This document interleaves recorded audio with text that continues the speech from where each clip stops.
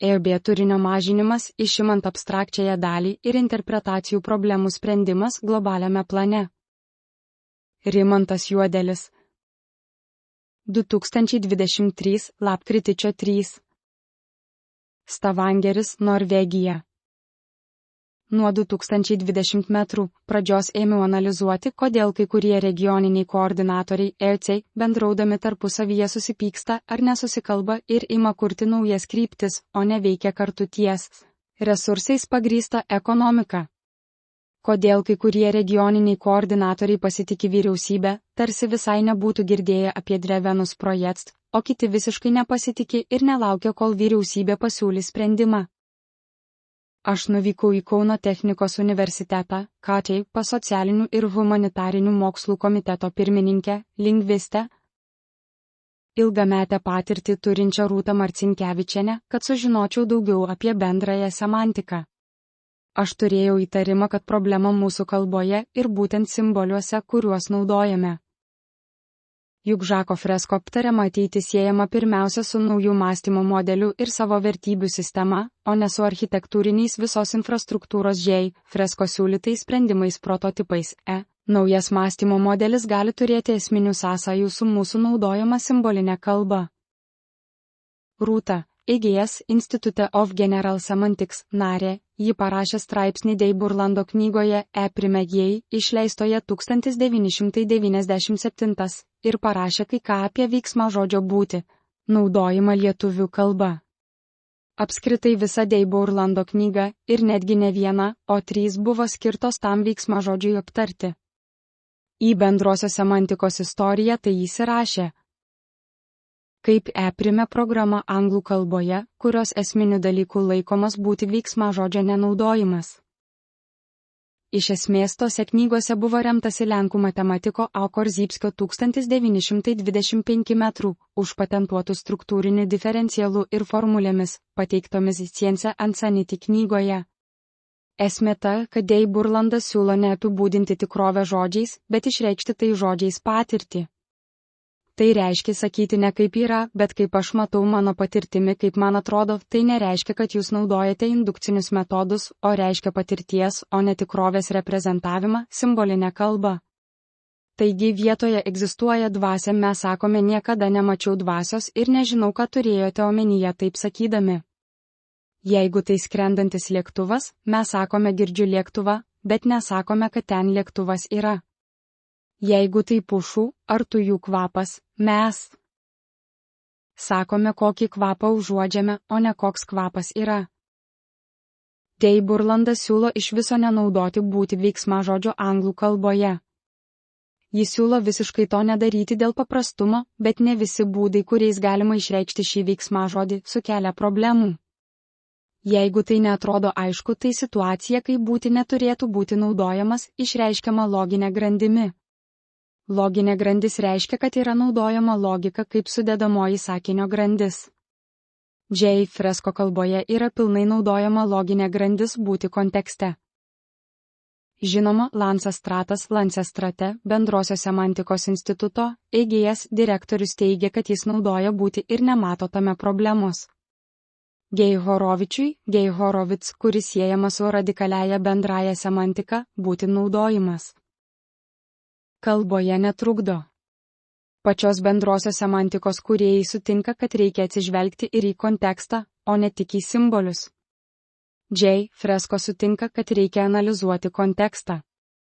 Bet esminis dalykas dauguma semantikų ir Fresko siūlo teikti pirmenybę kalbėjimui apie įvykius ar procesus, kurie vyksta gamtoje, o ne apie tai, kad kažkas egzistuoja ir išlieka nepakitęs, kaip kad nutiko su utopija.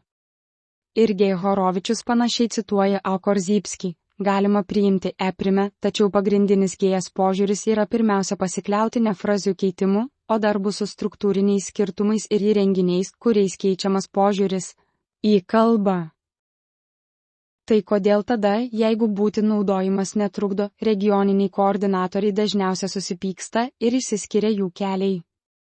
Aš padariau išvadą, kad jis trukdo šią prasme, požiūris į kalbą kaip buvo pasakyta Alfredo Korzybskio citatoje, nėra keičiamas, kaip būti yra naudojamas. Taigi iš esmės tai reiškia, kad problema ne su veiksmažodžiu, o verčiau apskritai su menku techniniu išsilavinimu bendrosios semantikos disciplinoje. Regioniniai koordinatoriai bendrosios semantikos nesimoko tiek, kiek tai reikalinga ne tik perfrazavimui bebūti, bet ir apskritai likti ties įvykių lygių, kad ir kokia tema tai būtų. Kai kalbi, turi remtis formulėmis, pavyzdžiui aprašytomis Alfredo Korzybskio Science and Sanity. Kalba turi jaustis švari. Formulės reikalingos, kad galėtumėte jaustis kritiškų skeptikų realiuoju laiku. Tai žmonės susipyksta ir palieka resursais grįstos ekonomikos planą dėl bendrosios semantikos mokslo išsilavinimo trūkumo. Norime elgtis generalistiškai, matyti sistemą iš kiek įmanoma daugiau mokslinių disciplinų perspektyvos. Paviršutiniškas studijavimas bendrosios semantikos vien su pateikta tinkama jos interpretacija neįsprendžia minėtų elgesio problemų. Kalbėkime apie praktinius pavyzdžius. J. Fresco sakė, meilė yra nesąmoningas žodis. Meilė yra nepastovi. Pirmąjį sakinį žmonės interpretuoja įvairiai, nes jis priklauso egzistenciniam žinojimui, o sekantis priklauso įvykių lygiui. Taigi dėl pirmojo kyla problemų bendraujant, pats tu nesąmoningas. Todėl galime suformuluoti problemą, dalis žmonių neklauso out Fresco. Tuo tarpu kiti sako, taip, tai visiška nesąmonė. Jis mąsto labai panašiai kaip aš ir klausosi toliau. Bet reikia žinoti tai, kad joks žmogus nežino, ką reiškia meilė, yra nesąmoningas žodis, nors visiems kartoja tai, ką išgirdo, tarsi tai ką nors reikštų. Ką nors reiškia tik antrasis sakinys, meilė yra nepastovi, tačiau ne pirmasis. Pirmasis jiems primeta priešingai skambančią nuomonę ir tai atskiria žmonės vienus nuo kitų. Praktikoje pritaikomas tik antrasis sakinys. J. Fresco citata kitame šaltinyje, yra dar vienas nesąmoningas žodis, kuris vadinamas meilė. Nesupykit ant manęs, išklausykit, jeigu jūs sakytumėte, žodis meilė atrodo nesąmoningas, nereikėtų prašyti, kad jie nesupyktų. Na, jūs tik pasakytumėte, kaip jums atrodo, bet neidentifikuotumėte, kaip iš tikrųjų yra, neprimestumėte savo nuomonės, kuri šiuo atveju išreiškiama per būti veiksmažodį. Bet aš nesakyčiau perfrazuojant, meilė atrodo nesąmoningas žodis. Nors tai žymiai geriau. Bet aš sakyčiau, žodis meilė interpretuojamas ne vienareikšmiškai. Kalbėčiau tik apie įvykius ar procesus vykstančius gamtoje ir jie nesupyktų dėl to. Įsivaizduokite, jeigu jūs sakytumėte žmogui tokią nuomonę. Mokslas neįdeda proto, tik žinių. Kas kad mokėsi universitete, jei Dievas proto neįdėjo, karvė neprišiks. Bet nesupyk ant manęs, tai neparodo jam technikos, kuri leistų nesupykti. Jeigu žmogus nepyksta, tai nebent dėl kūno kalbos, kuri sako, jog tas žmogus nežiūri į jūs kaip į priešą arba į kvailį. Tačiau įprastai tu sukuri konfliktus ar nesusikalbėjimą, jeigu sakai savo nuomonę, kuri skiriasi nuo kito žmogaus. Taigi, dar viena problema – konfliktai. J. Fresco sako, didžioji dalis mūsų kalbos yra tuščia, kai kurie pagalvoja, kas tu toks, kad galėtum aiškinti, kokia mano kalba. Žakas Fresco nemato tame problemos, matyt dėl to, kad triangle of reference. Tai aprašoma Harle K. O ir E. Richard knygoje The Meaning of Meaning. Ir tai turi tokią reikšmę, tu turi klausti, ką turi galvoj tuščia kalba, ką galvoji sakydamas, kad virusas neegzistuoja, ką tu nori pasakyti tuo, kad Dievo nėra? Klausti klausimų tai matoma kaip būdas komunikuoti. Nuolat. Vis dėlto nepaneigiama, kad dalis kalbos, kurią naudoja J. Fresco, atitraukia žmonių smalsumą nuo noro sužinoti, kaip veikia pasaulis. Jeigu jūs sakote, cituoju J. Fresco, nėra tokio dalyko kaip sąmonė. Žmogus negali mąstyti ar protauti, pirmasis sakinys atitrauks smalsumą. Antrasis sakinys kels klausimus ir domins žmogų. Bet pirmasis visiškai atitraukia mūsų norą daugiau sužinoti ir klausti tų klausimų. Nes ten nerasime jokio atsakymo, kur požiūris į kalbą reiškiasi egzistenciniu suvokimu. Aš kalbu senąją žmonių kalbą, nes jūs dar nesate susipažinę su tais metodais, teigia J. Fresco.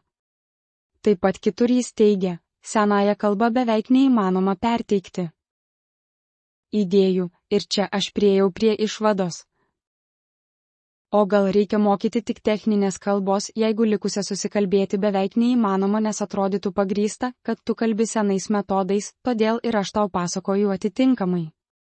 Bet kiek tai perteiks informacijos apie naujus metodus, jeigu senąją kalbą perteikti idėjų beveik neįmanoma? Techninė kalba jau taikoma inžinerijos brėžinys. Kiekvienas inžinierius interpretuoja šią kalbą vienareikšmiškai. Taigi aš pagalvojau, o jeigu mes kalbėsime nuolatos aiškiai kaip brėžinys? Gal reikia kalbėti tą kalbą, kuri atrodo kuo aiškesnė, o ne ta, kuri yra naujoji? J. Fresko teiginys, kad nuomonės yra labai pavojingos, turi savo konstrukcijoje būti veiksmažodį, tai neapibūdina jokio proceso, o egzistentinį lygį, ir tai klasifikuojama kaip nuomonė, kuri nėra išbandyta praktikoje. Geriau sakykime. Jeigu naudosite nuomonės, pastatai gali sugriūti. Mano vėlesni tyrimai, kuriuos atlikau su šimtai žmonių nuo 2020 iki 2023. Neparodė, kad pastaroji citata kam nors liko neaiški, o Paut Fresko citata, kad nuomonės yra labai pavojingos, veikia iš esmės problematiškai. Mano tyrimai parodė, kad žmonių vertybių sistema neatitinka pastarosios citatos. Ir tai reiškia, kad žmonės nenori apie tai kalbėti šiandien. Bet jeigu tu sakai kalba yra naujoji, tada žmonės gali įvairiai interpretuoti, ką tai reiškia. Dar viena problema – dalis idėjų, kuriomis dalinasi J. Fresko, netlieka informacijos perdavimo funkcijos. Jie yra bukagalviai. Jie yra sąlygojami pritarti naivumui, Eut Fresko. Sakinys jie yra bukagalviai neperteikia informacijos ir priskiriamas prie egzistencinio žinojimo, o antrasis jie yra sąlygojami pritarti naivumui kalba apie įvykius. Mano studijos rodo, kad reikia naudoti tik pastarąją formuluotę.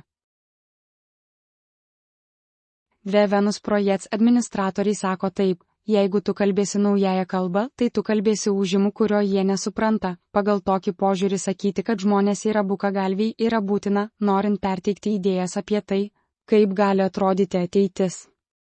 Problema ne naujoje ar senoje kalboje. Vienas J. Fresko klausytojų nusifilmavo su Teletabio drabužiais.